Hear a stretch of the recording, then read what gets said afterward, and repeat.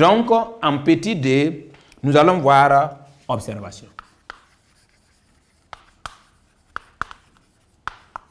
Oui, l'observation, on a déjà dit. Qu'est-ce qu'on observe? C'est dire ce que nous voyons à l'œil nu.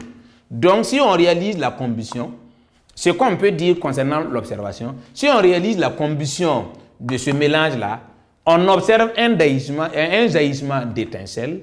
Et puis après, on obtient quoi? Le produit fini, on obtient une poudre blanche, puisque c'est visible, et puis des solides gris. Voici des observations qu'on peut observer de façon simple. Maintenant, l'observation qu'on peut continuer, ce qu'on peut dire, ajouter, ces solides gris-là, si on approche un aimant, ça veut dire qu'on constate que l'aimant attire ces solides gris-là. Voici ce qu'on appelle observation. C'est dire ce que nous voyons à l'œil nu. Il ne faut pas inventer. Donc ici, on va noter en disant que la réaction est amorcée par la combustion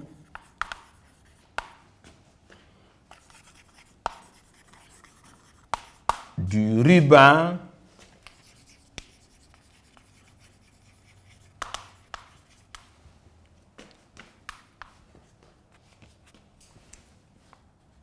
une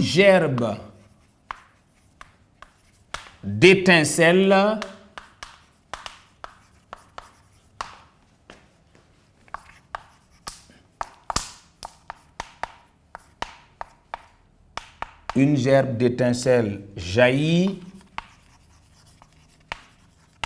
quelques instants.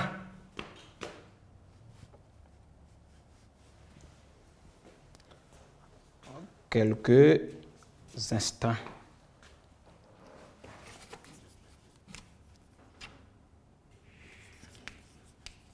Quelques instants après. Voici déjà une gerbe d'étincelles jaillit quelques instants après. Maintenant, après refroidissement, après refroidissement,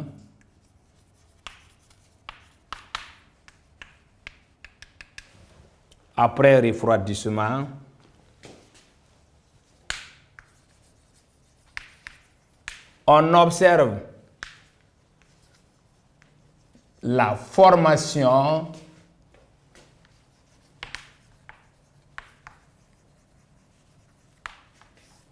d'une poudre blanche qu'on appelle alumine et des solides gris qui sont constitués du fer. Voici ce qu'on peut dire concernant l'observation. Voilà, donc il y a une gerbe d'étincelles qui jaillit. Après, et quelques instants après refroidissement, on observe la formation d'une poudre blanche qui est l'alumine et puis des solides gris. Maintenant, la poudre blanche c'est l'alumine et les solides gris c'est le fer. Voilà, donc voici ce qu'on obtient. Maintenant, en petit 3,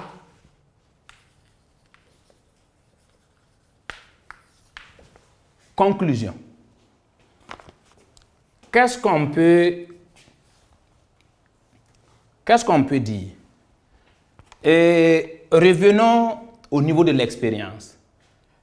Le grand 1, réduction de l'oxyde ferrique. Réduire, c'est quoi? Ça veut dire que quand vous avez un corps et puis on dit que ce corps s'est réduit, ça veut dire qu'il s'est débarrassé de certains éléments.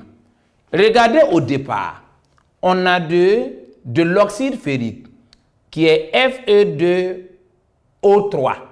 Ça veut dire qu'ici, il y a du fer combiné à des atomes d'oxygène. Maintenant, le produit fini, on obtient du fer. En réalité, c'est ce corps-là qui s'est réduit pour qu'on puisse se retrouver avec le fer. C'est à cause de ça on parle de réduction de l'oxyde ferrique. Maintenant, quand lui là, ça veut dire que quand ce corps-là libère ses atomes d'oxygène, il y a un autre corps qui est là pour récupérer. S'il n'y a pas un corps pour récupérer, ça veut dire que lui, il ne peut pas se réduire. Donc, il y a un corps qui est responsable de la réduction de l'oxyde ferrique. Maintenant, ce corps-là est appelé ce qu'on appelle le réducteur. Donc, le réducteur là, c'est Al. Quand lui libère ses atomes d'oxygène pour qu'on puisse obtenir le fer là, ça veut dire que le Al là, lui, l'aluminium récupère ses atomes d'oxygène. Maintenant, en récupérant ses atomes d'oxygène, ils deviennent ce qu'on appelle quoi? De l'alumine. Voilà. Donc ici, pourquoi on parle de l'intérêt de la réduction de l'oxyde ferrique là, c'est pour pouvoir obtenir le fer. Donc, le métal fer là, ça veut dire que pour l'obtenir, on a passé par une réduction. Il y a un corps qu'on a, et puis à l'intérieur de ce corps-là, il y a du fer. C'est l'oxyde ferrique. Maintenant, quand on passe à la réduction, il va perdre ses atomes d'oxygène, et puis on obtient le fer. Maintenant, quand il perd ses atomes d'oxygène, il y a un corps qui est là pour récupérer ces atomes d'oxygène-là. Ce corps-là est appelé le réducteur. Donc ici, on parle de la réduction de l'oxyde ferrique par qui? Par l'aluminium. C'est grâce à l'aluminium que l'oxyde ferrique se réduit. Voilà, puisque quand il perd ses atomes d'oxygène, il y a un corps pour récupérer ces atomes d'oxygène-là. Ce corps-là, ici, c'est Al. Il va récupérer ces atomes d'oxygène. Lui aussi, il va donner un nouveau corps. Voilà, donc, ici, en conclusion, qu'est-ce qu'on peut dire? On peut dire que la réduction de l'oxyde ferrique par l'aluminium donne quoi? Donne du fer et de l'alumine. C'est plus simple que ça. C'est pas compliqué. Donc ici, la réduction de l'oxyde ferrique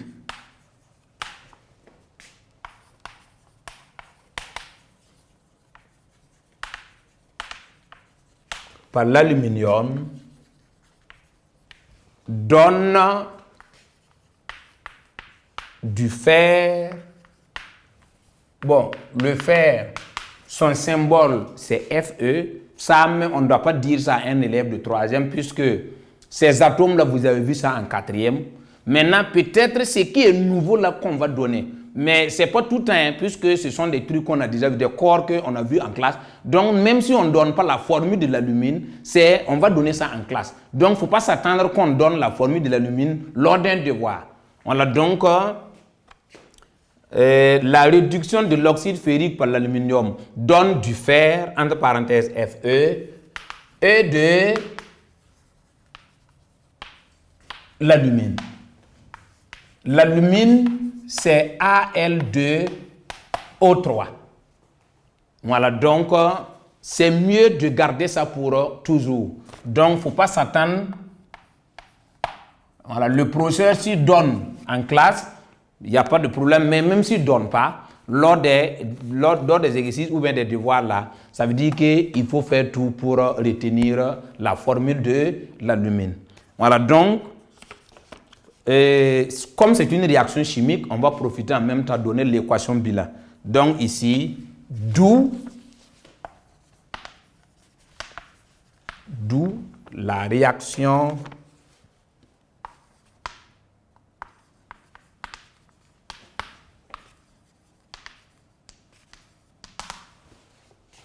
voilà, donc on a Al plus un mélange. On dit qu'on obtient quoi? Du Fe plus de l'alumine qui est Al2O3. Voilà, voici l'équation. Mais toujours est-il que une équation doit être équilibrée. Voilà, ça veut dire que si l'équation n'est pas équilibrée, il ne faut pas espérer des points. Donc ici, on a combien d'éléments chimiques? On a 3 éléments chimiques ici. On a l'oxygène, on a le Fe et puis on a Al. Donc, à chaque fois, on va vérifier les 3. Donc, on va commencer avec l'atome d'oxygène. Côté réactif, on a 3 atomes d'oxygène. Côté produit, on a 3 atomes d'oxygène. Donc, côté oxygène, ça ne cause pas de problème. Maintenant, on peut choisir Ici, on peut commencer par l'élément Fe. Il n'y a pas de Fe ici, donc on va s'en tenir à ça. Donc, on a combien de Fe dans cette molécule? On a 2 atomes de fer. Côté produit, on a 1 atome de fer. Donc, 2 est différent de 1. Je multiplie par 2. Donc, on a 2 Fe, 2 Fe. Côté Fe, on n'a plus de problème. Mais ce n'est pas fini. Il y a Al aussi qui est là. On a combien? Al, on a 1 atome de Al côté réactif. On a combien de Al côté produit? On a 2. Donc, autant on a 2 ici, on a 1 là, donc on multiplie par 2. Voici ce qu'on appelle une équation équilibrée. Maintenant, on va profiter, donner les transformations. On parle de réduction, et puis il y a d'autres aussi qui gagnent.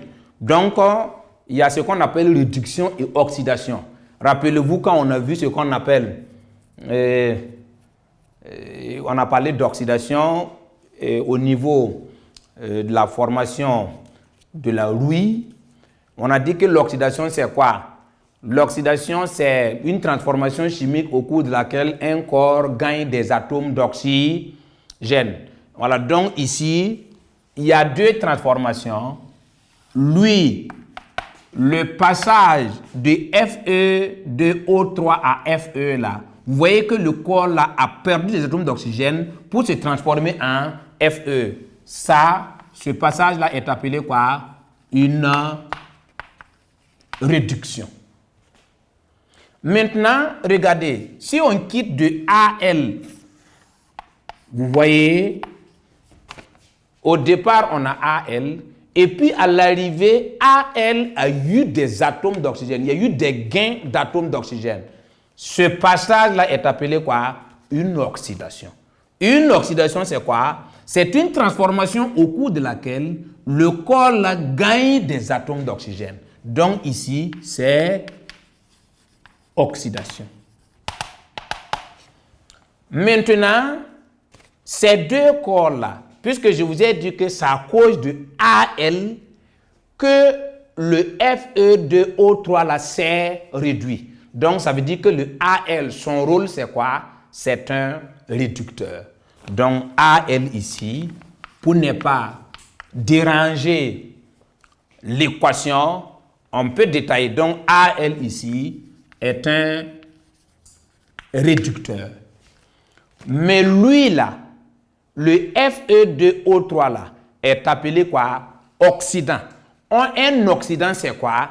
Un oxydant, c'est un corps qui est capable de céder ses atomes d'oxygène. Il possède des atomes d'oxygène, mais il est capable de céder au cours de la réaction. Donc, le Fe2O3 là est appelé quoi? Oxydant. Maintenant, le réducteur là est en même temps appelé ce qu'on appelle corps oxydé. Oxydé parce qu'il a eu des atomes d'oxygène au cours de la réaction. Donc, ça veut dire qu'ici, le réducteur qui est Al là, et on peut l'appeler également corps oxydé, puisqu'il a eu des atomes d'oxygène. L'oxydant là, on peut l'appeler quoi? Corps réduit, puisque lui s'est réduit. Donc, corps réduit. Maintenant, il y a des élèves, quand on parle comme ça, à chaque fois, ils mélangent les pédales. C'est tellement simple pour pouvoir retrouver ce qu'on appelle l'oxydant et le réducteur. Maintenant, ici, entre les deux, j'ai toujours dit, si vous avez Pierre et puis Paul, voilà, si vous avez pu identifier Paul, normalement, c'est facile de retrouver Pierre. Donc, à chaque fois, je montre à mes élèves, il faut d'abord retrouver l'oxydant. Entre les deux là, c'est quel corps qui possède le plus d'atomes d'oxygène? C'est ça qui est important. Donc, par exemple, lui, il a 0, il n'y a pas d'atome d'oxygène ici. Mais lui, il possède jusqu'à 3. Donc, celui qui possède le plus d'atomes d'oxygène là est appelé oxydant. Voilà, donc, ouais, automatiquement, l'oxydant. Si vous avez pu identifier l'oxydant, l'autre là, c'est le réducteur. Voilà, donc, le réducteur, c'est en même temps appelé corps oxydé. Et puis, l'oxydant est appelé corps réduit. Voilà, donc, voici des informations qu'on peut vous demander lors d'un devoir. Maintenant, en plus de ça, il faut qu'on définisse qu'est-ce qu'un réducteur, qu'est-ce qu'un oxydant, et comment on peut définir une réduction, puisque l'oxydation, on a déjà défini. Voilà, donc on va ajouter seulement ce qu'on appelle quelques définitions.